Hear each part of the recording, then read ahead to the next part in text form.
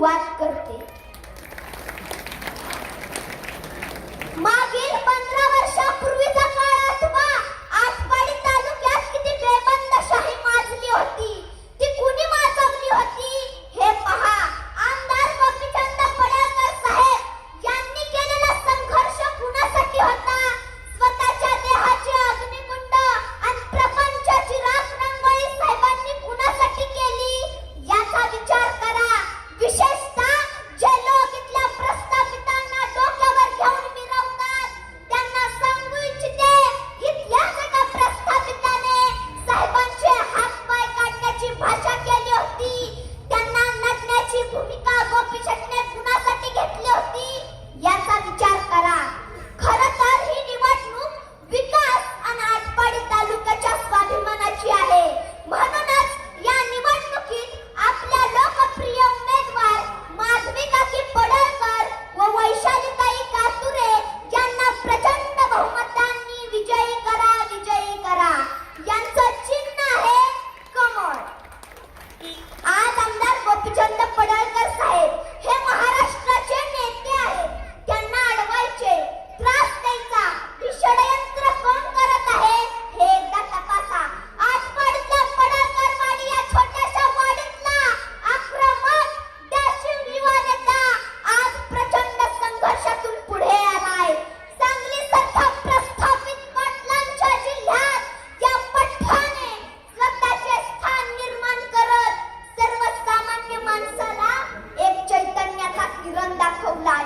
शेकडो हजारो अडचणींवर मात करत गोपीचंद पडळकर राजकारणात पुढे आले. प्रस्थापितांनी टाकलेल्या खोट्या केसेस, गलिच्छ आरोप करून त्यांचा नेहमीच अभिमन्यू करण्याचा प्रयत्न केला. पण या सगळ्या पुढे नमतील ते गोपीचंद कसले? तितक्याच साहसाने, धैर्याने आणि चाणाक्षपणे त्यांनी हे चक्रव्यूह भेदले. सर्वसामान्य शोषित, वंचित 18 पगड जातीच्या माणसांसाठी गोपीचंद पडळकर अहोरात्र काम करत आहेत आणि प्रस्थापित पुढाऱ्यांच्या डोळ्यात हेच चलत आहे. सर्वसामान्य माणसांचा पाठिंबा हीच आपल्या गोपीचंदची ताकद आहे. त्याच पाठबळावर गाडीवरचे जीव घेणे, हल्ले करणे हे या वृत्तीतूनच आलं. हे सगळं सहन करून या सगळ्यांच्या छाताडावर उभा राहून आमचा गोपीचंद दोनदा आमदार झाला. आमचा गोपीचंद दोनदा आमदार झाला. निंबवणे जिल्हा परिषद गटासाठी माधवी काकी उमेदवार असल्या तरी मतदान हे गोपीशेठ व ब्रह्माशेठ यांनी केलेल्या संघर्षासाठीच करायचे आहे.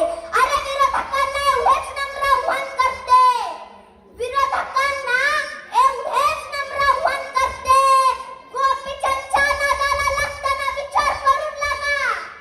गोपीचंदच्या नादाला लागताना विचार करून लागा. कारण या पठ्ठाने भल्या भल्यांना 12 पासवाच्या खड्ड्यात काढून टाकले आहे आणि त्यावर शट्टू ठोकून उभा आहे. तेव्हाच माधवी काकींना मतदान करून सांगलीला पाठवा.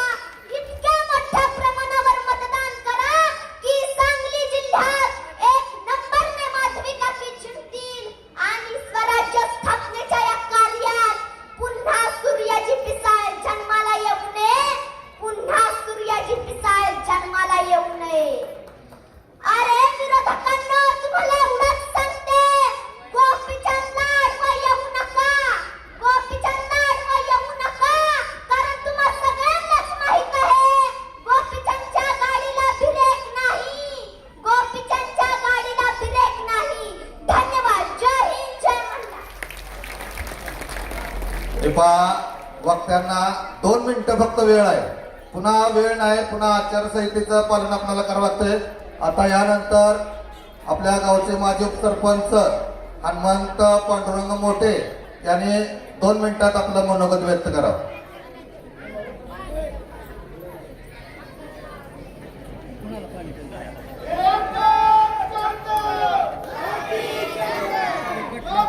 जिल्हा परिषद निंबवणे गटाच्या